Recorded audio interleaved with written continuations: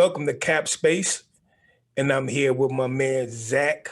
I ran into an article that he wrote for what's the name of the publication? The Odds Factor. The Odds Factor, and I thought it was an interesting read because I agree with a lot of the things that he wrote about in there. So I thought I'd bring him on a show just so we could discuss it.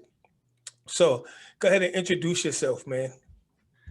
Nice to meet you, man. My name is Zach Selwyn. I'm a actor, writer, producer out here in Los Angeles, and huge basketball fan.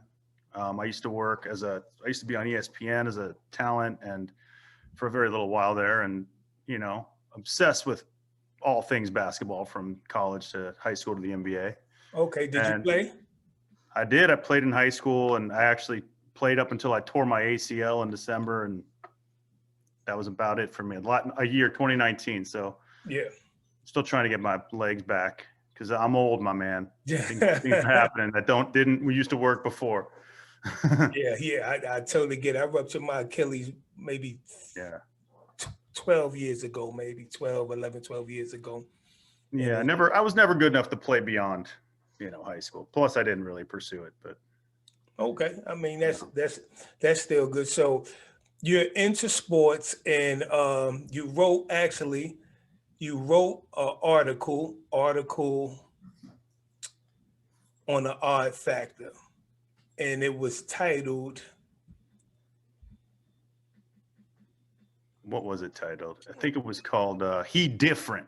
He Different. There you go. I was about to say he got game. He different. Yeah. Right. So in your article, you say he's different. So what give us a basis of what your article is about. I follow, like everyone, every single House of Highlights, Ball is Life, Overtime site on my Instagram, and have been forever.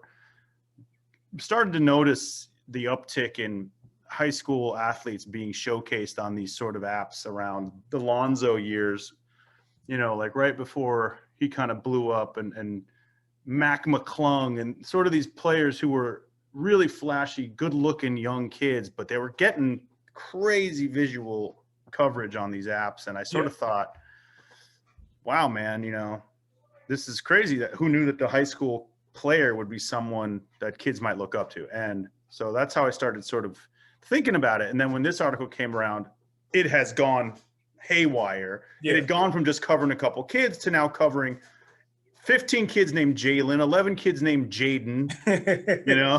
There's 3 or 4 Kobe's out there.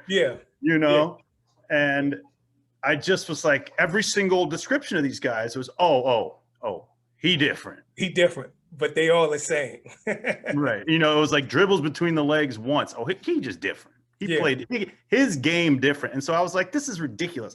Mike, can we have someone who actually can break this down for the hype machine that it is? And maybe, I decided to take a deeper dive and see, was this actually affecting the way kids look up to players these days, and what even players are expecting from the game of basketball itself? Yeah. And it's funny that you say that, because I think when just looking at the internet itself or social media itself, it kind of paints a false reality to a lot of these kids. And you would think, that somebody would know that if you're a basketball player, if you have a kid, that people would sit them down and say, that looks good, but that's not really what it's about, and I look at now, like ESPN, they're covering high school basketball games more now, actually televising them. And I mean, it's good, but it just doesn't seem like the hype matches when you watch the game. The hype doesn't match what you expect. And I know, like, when I watched the McDonald's All-American games back when I was younger, you could see the level difference. You can really see the level difference, for the amount of kids that's being promoted now. I mean, I don't know. Maybe I'm missing it, or I just don't see. Yeah, I mean, the hype behind it. And if you watch the college game right now, I mean, the fact that everybody's now able to get out of college and go right to the G League, the college game has suffered. I mean, it's very hard to watch I mean, it's still competitive and people have that allegiance, which is exciting, but I'm an Arizona basketball fan, for instance. Oh yeah. So they lost a lot of recruits because of their scandals recently, and they had all these European players, and they're all pros in Europe, and they came over, and I was expecting a bunch of Dirks and Lucas. Yeah. And there's a couple of good players. Mostly, it's just like a lot of turnovers, a lot of easy missed inside shots, a lot of blown coverage. And again, it's just sort of not everyone's gonna be Luka. Yeah. Did they had a Randolph on Arizona lately, right? Yeah, a couple years ago, Brandon Randolph. Yeah. Well, actually, me and his uncle. I'm from Harlem. Me and his uncle Tony played together. Tony Randolph. I remember. I think him telling me his nephew went there. Yeah. He was good. I don't know what happened. He transferred out, I think. Yeah, I'm sure. and that's the and I think that's what a lot of times what these hype machines do. They have this crew of guys that I looked at on the internet called Jelly Fam. Like everybody, type of. And the guys that were good, I noticed they transferred schools. I think one was at Minnesota, then he went to Iona, and then Rick Pitino got the job at Iona. Now he's left Iona. I don't know where he's at now. And I can't think is another one. I think he at Alabama now, but I think he started out at maybe Seton Hall or something like that. And there was Javon Quinterly, right? Like he was the Jelly Fam guy. Yeah. So that was a perfect example of what my article about it. It's like I was like so intrigued. I'm like, what's hashtag Jelly Fam? My kid, who's my 14-year-old son, who's a basketball freak, was like, oh, you got to do it. If you have a layup, Dad, you got to go jelly. And I was like, what? Now kids are adding this extra move. Yeah. And that's impressive. I've tried to do it. I'm no Jelly Fam guy, but yeah, that's a younger generation thing. Yeah. I think it's good if you want to play, kind of like on the street level basketball, which, is no problem if that's your thing. But I think when you start getting into college and that hype dies down and you really have to go out there and go hard for a position or for some time and nobody's there to root for you. Yeah. I think that plays a major effect in the development of a basketball player. So for the Odds Factory, are you like the owner of the Odds Factory, or are you just the writer there?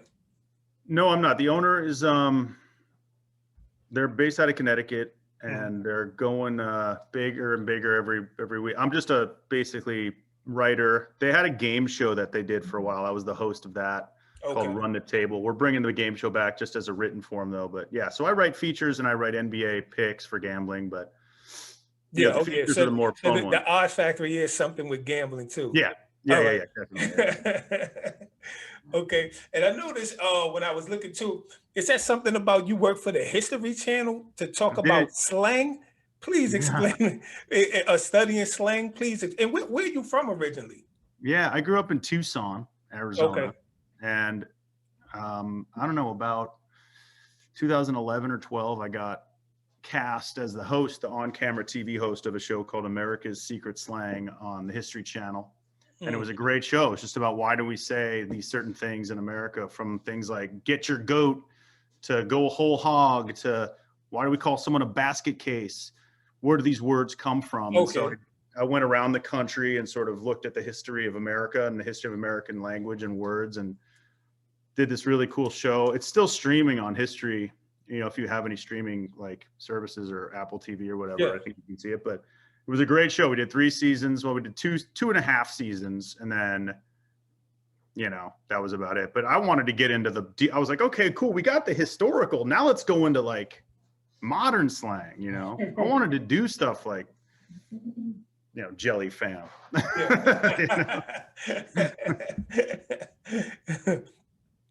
Get to the real root of why they call it that. Well, the jelly is the layup. It's like a dip. Like, you think of the basketball hole, so the jelly, like you putting the jelly on it. You just like, yeah. Yep. So you have a you have a background in TV. You have a background in basketball, and I know in the article you talk about the language. The language, like you say, he's different. And if you look now, you see a lot of kids you look on emoji, it'd be a 10-year-old kid, he got a goat. Like, you really a goat? You get what I mean? It's so it's Yeah. so many goats, and like you said, I seen when you read it when I was reading the article, and you stated that these outlets just abuse, like overuse the word, like they just put anybody in the chair, and when it becomes a fashionable term, like he's different, then it's like, Mhm. okay, overtime use it, and other media outlets, like it just becomes a copycat pattern. I think a lot of kids, again, they fall for the hype. They just fall for the That's hype. it. You're right. The goat thing's incredible. The goat emoji on I'm like, like, I dude, don't you know. I mean, that's, 13. You 13, how you a goat? you Then, know, then the funny thing, it be guys who, average at best that's putting the goals. Not even like somebody who got some hype behind them. It's like, and then they friends add on to it, like, you a goat, you a goat, yeah, you a goat. And I'm yeah. like, well, if everybody a goat, then it must be some wolves out here, because it can't be, that many goats. So how do you think social media is, I guess I would say, do you think it's like really hurting the game of basketball? I mean, I think obviously if you're going to play basketball, you're going to have to be able to be coached. Mhm. And a lot of the kids, and I haven't really been around, my son played for a while, but he played basic YMCA stuff. And, Yeah. not, Mhm. since coronavirus, he hasn't been able to play for his high school. But, if you're not able to take direction and listen to a authority figure, and you think everything's about Instagram highlights and getting the likes, you're not going to go very far in organized basketball. But what you might do is somehow end up with some kind of endorsement deal or some jerseys or some shoes, and the Mhm. things that to a lot of kids are more important sometimes, or at least the flash and the stuff to look like Yeah. are in that world is almost as important now as going out there and proving yourself. Yeah. Yeah. I mean, shoot. Now it's like, if I'm an internet star, it doesn't even matter. It doesn't Right. matter, especially if you could kind of, well, it does matter, because I guess the question becomes, how long can you monopolize off that instant fame, or that internet fame? Yeah, well, like look at the cat. Like I think in this article I talked about Julian Newman. Yeah. Yeah. Now, right. He is like one of the first kids I saw when this whole thing started. And this other kid, Gabe Cups. Like these kids, I don't think I know who Gabe Cups. okay, yeah. Oh, here's a good example. Gabe Cups is a guy who was on Bronny James's like AAU team. Hmm. And he's a long distance shooter. And he got famous because he went up to LeBron before a game and said, "Hey man, I'll challenge you right now, 3-point shooting contest." Okay. Hmm. And LeBron was like, "What?" So that little clip goes viral. So now Gabe Cups' name is everywhere. Hmm. Here comes overtime, and they say, "We want to follow your career." So they do the reality show with him. They're probably not paying. They can't pay him. I would think they I would cannot. They hope might they pay his pay his father. family. I They're would paying the hope family. And family. the dad's a coach. So maybe they're paying them. I don't know what's going on. But whatever it is, it's like I'm watching this kid. He's okay. I don't think he's going to the NBA, but it's cool. I think that's actually kind of cool. It's entertainment. It's like All American, that TV show on CW, but Mhm. a reality show version of it. Yeah. I don't see anything wrong with it. I just feel like every kid can't necessarily, I mean, I don't know. Maybe it's not, maybe that's a better thing sometimes than having to go through the trials and tribulations of So I guess all the time. I guess is the landscape changing on, now you could, your goal don't really have to be to get to NBA. Your goal could be That's what it is. getting the show from You know, overtime. dude, if you get an overtime show, that's like me getting a TV show. Like it does. I got that History Channel show. Okay, to me, it was a dream come true. I was like, oh my god, I'm on television. I'm hosting a cool show. I'm Mhm. traveling the world. Yeah. Right. Mhm. For an NBA or a prospect or a high school kid to get an overtime show, that's probably the same thing. So if that's all you're going for, rock on. Yeah, because I watched I seen Julian Newman coming up, but I didn't watch a whole lot of them, because for one, by me being a basketball player, I could be pretty critical at times. And I looked at him, and I'm like, dude, you not really built like that. Like, you could do that to these little suburban kids. I Yeah. just don't see that happening. Not even, in a city or on the college level. You might be able to get basketball. First of all, you way too small, and it's not like you Nate Robinson or somebody. You get what I'm saying? Like I just didn't see it in him. And I don't know if he playing overseas or where he playing at now, but I kept watching to see like what type of offers he was going to get and things like that. And I don't know, the shows might hurt him because a coach might think you're I think more into stardom than to come here and play basketball. I think you're absolutely right. And that's a perfect example because that show's been on a long time and I don't think he's improved much. And I don't watch his games all the time like you, but I think you're right. If they look at a kid like that, if I'm recruiting, do I go, I want the kid who's got the TV show? Yeah. Might bring some people to the games, but yeah, it's not going to win you many games. And yeah, he's going to be a problem once you're like, hey man, you got to listen to me. He goes, what are you talking about? I have 82 million YouTube followers. I don't need to listen. and if you, what is he, 5'7", maybe 5'8"?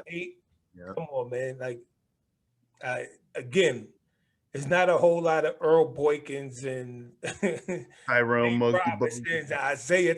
It's just hard to perform at a high level at that size, night in and night out. And we speaking about, so when you think about it, when you think about like, overtime having shows for the kids, now you're starting to see ESPN put more games of high school kids on television. I'm thinking all of this is generating some type of revenue. It has to be. Who do they pay? Who gets the revenue? It's bad enough that you got the basketball, the college basketball not paying kids, and now it's starting to hit them because the NBA or the G League pretty much said, look, you don't have to come to school. Yeah. You come over here. Come get paid. Jalen Green, the kid on, I forget where he's playing, but yeah. The Ignite. I think it's called Ignite, is a new team. Okay. Yeah, him, and because it's a guy named Isaiah Todd. I live in Richmond, Virginia. He went to my old high school actually for 2 years before he transferred out. And they had him. He was the number one player in the nation up until I want to say the 12th grade in his class. Wow. He's not even on he's in the G League, but I just checked the NBA draft board and they don't even have him on there. And I'm like, now I will vouch for the dude is 6'10" and he could do it all. Like shoot. Right. But when I'm reading the scouting reports, I'm like, I seen like Kevin Durant is Kevin Durant. I seen Kevin Durant in high school when he played for Montrose Christian, and I seen him when he played for Oak Hill. And I don't see a big difference of the Kevin Durant I seen in the 10th, 11th grade to this kid, Isaiah Todd. I don't see a big difference. Like, honestly, I probably just seen Isaiah Todd more. So I think I even went on a limb that said, I think he was better than because the kid he can flat out go, but I don't know what happened because he committed to Michigan, I want to say, then he decommitted and went to the G League. But I be thinking like now with ESPN and all these outlets putting these games on television, one, are you giving the kids too much too fast? And two, are we becoming more are people becoming more vultures just to make money off of the instant fame, right? The instant notoriety that these kids have. I think there's a lot. I think the exposure at this age is never good on that level, because if you don't make it, you're going to live with, the Lenny Cook thing your whole life. Oh, yeah. Yeah, I just seen an interview with him. Yeah. This guy shut down LeBron in a camp, and now he's, and that movie is heartbreaking. But I think a lot of times it's the people around you. And like I haven't seen Lenny Cook play a whole lot of times, but I think again it's just surroundings, man. New York City is a tough, it's a tough city, tough surround. If you don't have a good support system, man, it could be rough. And how far did you go playing basketball? I played up until Virginia. I played at Virginia State University out here in Petersburg, Virginia, which is in the CIAA, which have schools like Virginia State, Virginia Union Shore, and Charles Oakley, Ben Wallace, Terry Davis. We had probably about 9. Rick Mahorn is like one of the top D2 leagues there is. But we pumped out. Our conference probably pumped out more. We pumped out probably about 10 NBA players. Darryl Armstrong. It's a long list of players that have come out. There's a lot of D1 talent in that league. You get a lot of guys that could play, and even the tournament is the CIAA is a historical tournament. The tournament it brings out a lot of people. I think they said it's the third biggest tournament, going from the NCAA to the ACC, and I think the CIAA is right behind it, or might. I know it was in the top 5 of attendance. It's that good and that competitive. And see that competition, those kids who don't have the hype, who end up at a D2, guy like John Morant, who works his ass off and gets out after 4 years and is an instant impact player in the NBA. I'll always take that guy over the dude who's trying to hashtag some new thing and throwing up the overtime. That's where it becomes too much, because it's like, are y'all really thinking of, like, I watch things, clips and stuff on the internet, and you'll see one guy, like you say, he'll go between the legs, behind the back. And as the crowd will go crazy, I'm like, y'all really think that's something? Like, really?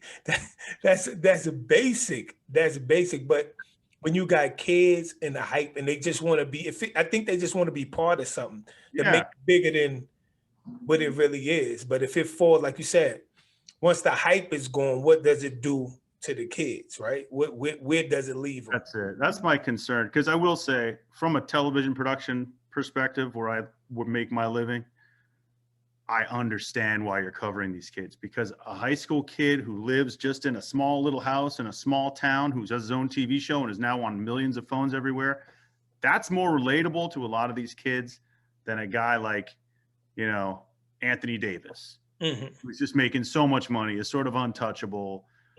He's not going to, he'll do a commercial for a bunch of money, but he's not going to show his true side. They like to see the true reality. These guys are popular. So the high school kid to a lot of these guys is more relatable. It's like, maybe I could become one of these guys. Chances of me making the NBA, very slim, Yeah. So I might as well go for it. I might as well go for the stardom. I might as well just go for it. I've chased stardom a lot my whole life as an actor and as a musician and everything I do. And, there's a great feeling if you're dedicated to it, and that's when it happens. There's no better feeling in the world. But you spend about 75 to 80% of the time going, is it going to happen? Is it going to happen? Is it going to happen? You know what I mean? So it's like, you got to be willing to put in that work. Do you think do you think it's anything that could be done to rail it back, to get kids back to reality? Because I find it funny, and I think, again, it's all social media. Like in the last week, I think it was last week, but a little kid, how do you trash talk Cam Newton at a football camp? Yes. But I think that's what social media does to these kids. It's like nothing is real to them. Like, they don't even understand the magnitude of a person on a high level compared to them, right? Like, how do you tell this man you a free agent? Yep. Like that's a bad thing. Dude, it's that, and it's also, I watched a great segment with Rachel Nichols, maybe. Oh no, the other girl, Katie Nolan on ESPN, right? Yep. And she said she took all these people who had tweeted out shit about, excuse my language, who had tweeted out like stuff about guys missing field goals, missing layups, missing jump shots in like important games. And their whole thing was like, oh, he sucks. I could have done that. This guy's weak. And so what she did was she got these guys to come on the court and like try to score over a guy like whoever was out there they were talking shit about. Yeah. And they weren't doing it. It wasn't happening. Yep. And it's funny because, like I said, I just think nothing is real. It's like nothing is real to a lot of the younger generations. If it's not hype, or if it's not something like I could play in the NBA 10 years, and if I get cut one time, that's all the kids will remember. Not what you did 10 years in a row, but it's like what you're doing now. And in their mind, that's something that they should be achieving to do. I agree. And like for me, look, I always dreamt of being a basketball player when I was little. I mean, that's what I wanted to do for a long time. And then reality set in, and I was like, oh, well, when I meet someone who made D1, played D1 ball, D2 ball, whatever, Yeah. pro ball overseas, whatever, Mm-hmm. there's a level of respect that I give that I don't give to many people. Because to me, it's like, holy crap. Yeah, it's a level of commitment. Yeah, like you did it. Yeah, it's definitely a level. I'm not a jock sniffer, but like, like I'll meet a guy who played on like an Arizona team in the 80s, and I'm like, dude, oh man. So you're a big Bibby fan then. Hell yeah. Yeah, man, I'm gonna give you an interesting story about Bibby. The same high school that I went to here in Richmond, Virginia, his uncle worked there. I think it's Henry Bibby. Yeah. Yeah, I think his uncle coach in USC, right? All right, no, so it wasn't Henry. No, it's Mike Henry. I can't think his name, but it was Coach Bibby, and I think he played baseball too. So like all of them, yeah, it was his nephew. It's one of his father brothers. Oh, okay. I don't know why I want to say his name. Is his name Henry Bibby too? His name might be Henry Bibby too. Right, it might be two Henry. Yeah, so yeah, but his uncle coached there because when I first got because I like I said I grew up in New York, then I moved here in Richmond, Virginia when I was 16, and when I got there, you know, he was like, "Oh yeah, you good, but my nephew will kill you." And I'm in there, I'm talking big time, like your nephew's a bum. I'm just going off the ends, don't even know who his nephew is. Yeah, and I think he might have been like a year or two behind me. And he hit the magazine. He's like, "Oh, this is my nephew right here." I said, "Oh my God." yeah. But his uncle was a big competitor. He man, that man he will anything, dodgeball, kickball. He was trying to play you in everything. Tennis, wiffle ball. He just I guess it's just in the family. I definitely guess it's just in the family. Definitely. You gotta have that genetic competition like vibe, like Michael Jordan had against his brother. Yeah. So dude, let me ask you, do you think that college athletes, student athletes should be paid? 100%. Now, here's the argument. People say, why do you can play the football players, pay the basketball players, but then you got to pay the cross country runners. Well, you know, I think what they could combat that with, and if I'm not mistaken, the money generating sports help support the other sports. If I'm not mistaken, the money generating sports help pay for scholarships. Well, other sports is what I think helps. That makes sense. So if you're on since basketball, football, ultimate revenue makers, baseball, even maybe volleyball for a lot of schools, those sports, maybe you can pay them a little something. The other sports, you have a scholarship, you got room and board. That's a lot. You know, that's a lot, man. Especially if you're saying if we paying for scholarships, then yeah, I think that's a fair trade-off. And I look at it like this. You know, people might say, hey, well, everybody need to be paid. No, because you think of it this way. If I'm at a company that pay bonuses and you at a company that don't pay bonuses, you can't tell every company to pay bonuses. Is all where you land at. I think that's the perk of getting there, right?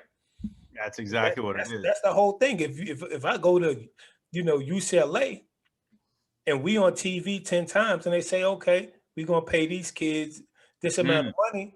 Right. I think that's fair. And the thing is you work your butt off to try to get the job, right? And if you don't, then you got to take where you land. If you're not making that money, if your school is not on that level, you can't say, oh, well, everybody need to get paid. No, you have to be at the school or you have to be at the job where the pay is. Oh, man. I mean, at the very least, athletes, I think the NCAA has now said you can get endorsement deals, right? I say I don't like that.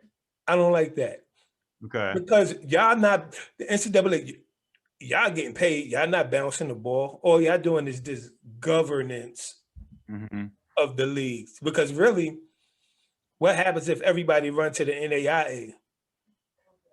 Right. Another league, right? Yeah. Because the TV is generating the money. Yeah. So how do I I don't like when they talk like that. I do not I do not I do not It's like ridiculous that like a coach can make the money he can, the assistant coach can make the money they can. The school gets the money from the shoes, the shoe deals and all that. I mean, and then the kids don't get anything. I mean, I totally understand why you read about every year there's 4 or 5, arrests made, and some guy was, paying some guy, and like that. It's like when you go back to Larry Johnson and Stacey Augmon at UNLV, everyone knew those guys were getting paid, and it was amazing. It was like it was the most corrupt program on the freaking planet, and you were like, I love it. Weber at Michigan, his jersey was the top selling jersey in like the world, and he didn't see a dime. Like on that level, maybe they should see some cash, because it's like that is absurd. And I'll tell you this, I look at it like this. If a lot of colleges weren't pumping cash out to players, I think the uproar would be bigger than what it is. Because you think about it, college coaches really, you don't really hear a lot of them saying much about anything. mm-hmm. Because I think on some level, everybody's probably doing it or know what's going on. Their hands might not be dirty. But, you can't monitor a player 24/7. Right. You can't monitor alumni 24/7. Nobody's watching what alumni is pumping out or anything like that. And I've heard tons of story about bags being passed just to come on recruit visits. You don't even have to go to the school. Just come check us out. Give us a shot. Give us your ear. You got to think like Oregon. I hear it's beautiful out there. I hear the school is beautiful. Everything out there is A1. But they got, I think, is Nike out there? Yep. Got to think, come on, it's probably a lot of stuff that we don't, like the average person. Come on. Going to if you're a sneakerhead and you see the Oregon, like every new uniform, every single game, I mean, why wouldn't you go there? Yeah.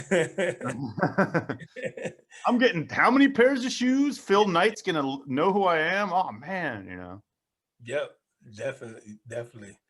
So let's talk. Let's go back to actually while I'm thinking about it, I'm going to share.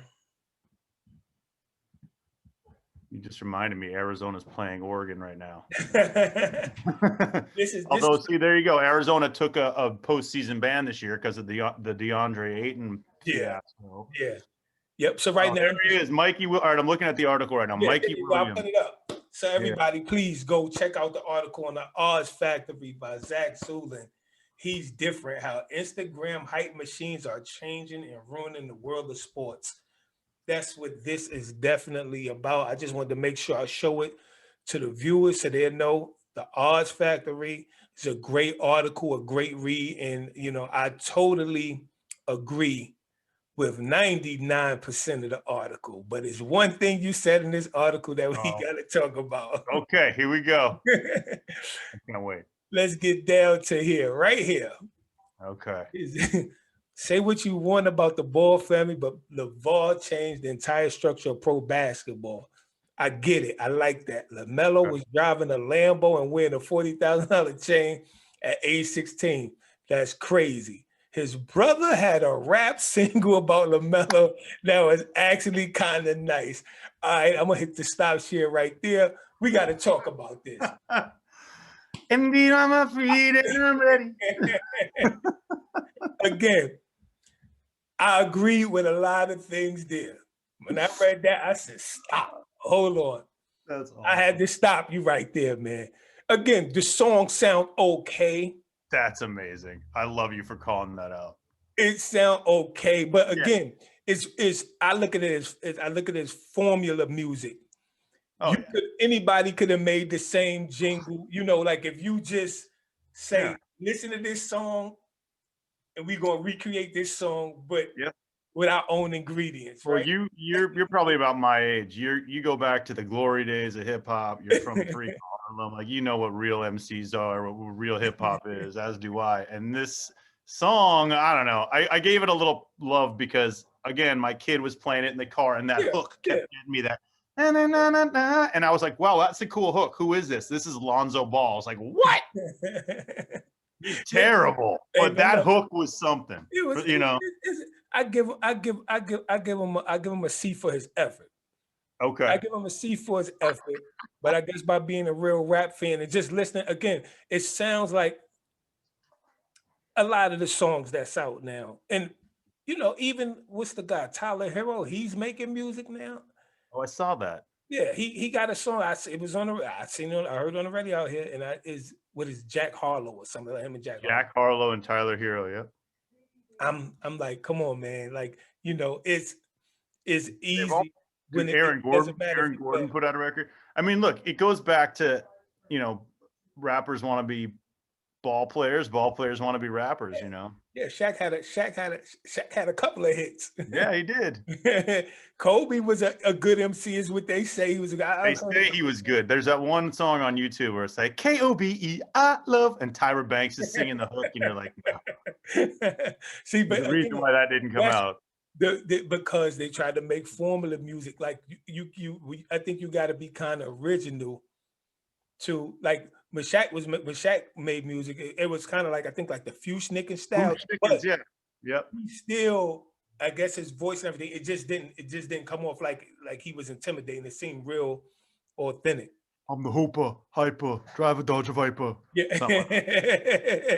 yeah, definitely. And you said I think years ago I did a whole article on the best and worst hip hop MCs of all time. Oh, did you? Yeah, I forget. I don't know if it might have been for Nerdist Sports. Man, I used to write for them. That company. If you find that article, please. I'll send it. Yeah, I think I kind of gave. I gave Cedric Ceballos some credit for "Flow On," and then that's taking about it. Yeah. I think but like Aaron Gordon put out a record a couple of years ago, and I can't believe Hero. That's funny.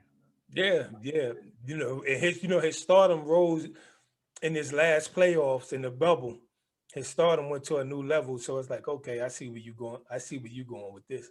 Which again, I don't know if that could be a distraction, because like when Shaq and them made music, it was, I'm making music outside of basketball. Now it's kind of like they make it into, they kind of intertwine the two, right? Like they, Shaq made the music like just showing you like, I can rap. Now it's more like, yeah, I am a rapper too, which I think take away from your basketball craft if you too focused on doing, just that, and then I think a lot of people have been giving Damian Lillard a lot of love for him. He's kind of the best in the NBA. Yeah. But yeah, you're right, dude. I mean, look, here's the rap too. I think he a rapper. Who is that? Iman Shumpert. Okay.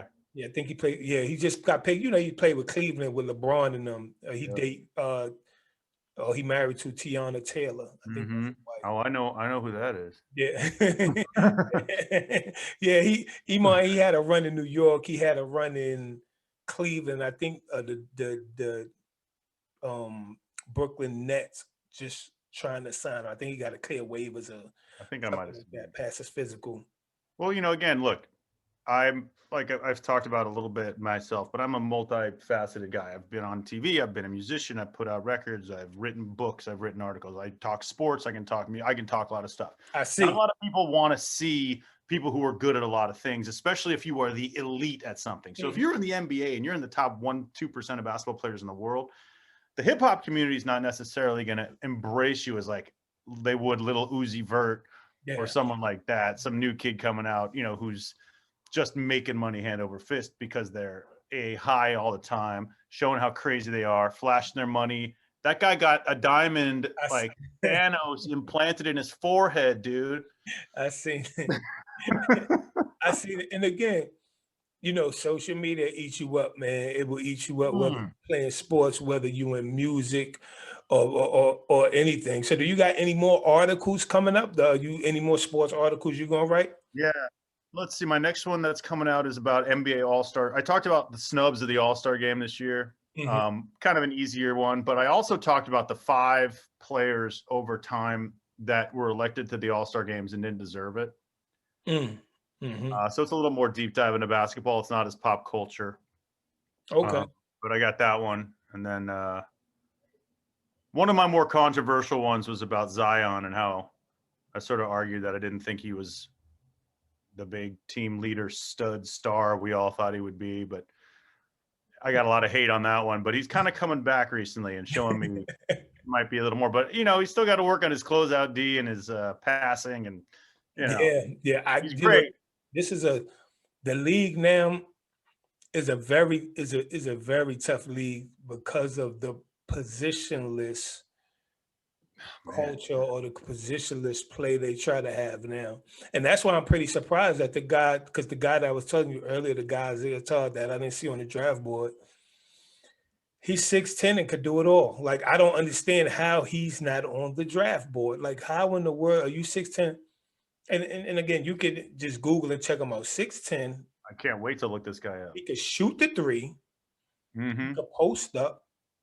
And again, I seen him play against high level competition, and he did pretty well. He did pretty well. So, well, yeah, like that thing that happened last week in Denver when they were down 2, they had a 5-on-1 fast break, and all the guys stopped at the 3-point line.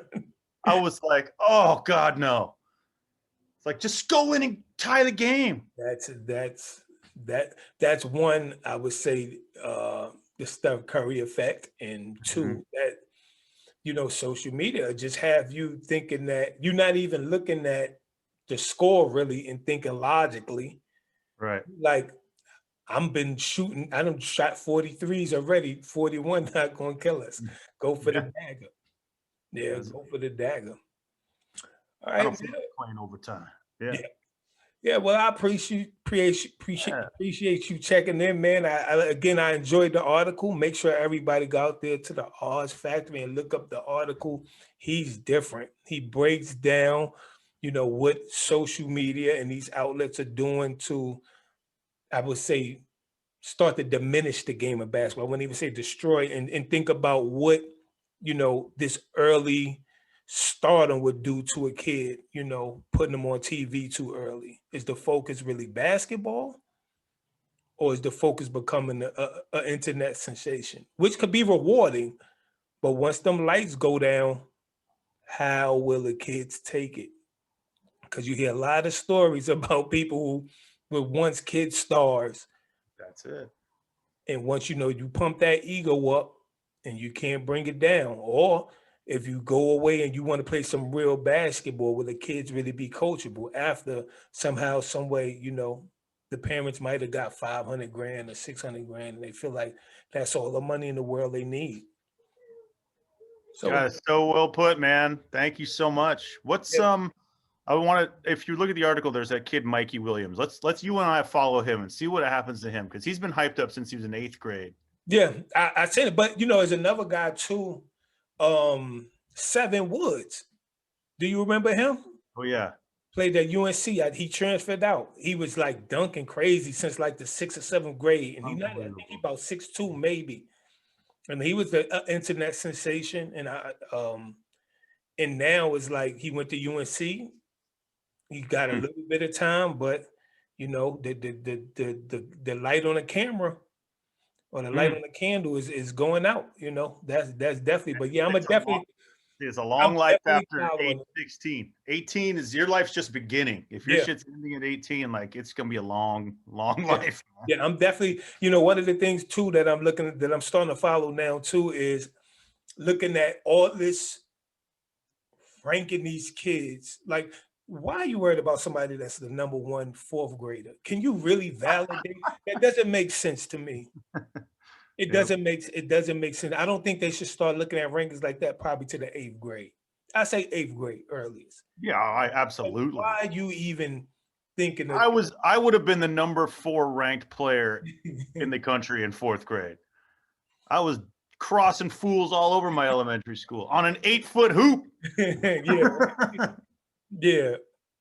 Yeah, man. But we definitely gonna keep in touch. I'm gonna keep checking out your articles. Go to the Odds Factory. You know, look for the He Different article, and get some information, man. You know, I thought the article was very well written.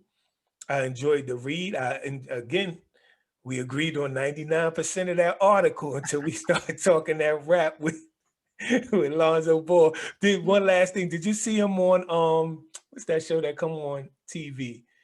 Oh man, it's not. I was about to say Dance with the Stars. It's not that. It's when they put the uniforms on and The you sing. dancing, the You Nate, sing under the the uniform. masked Masked singer or Singer. something. Yeah, he was on there.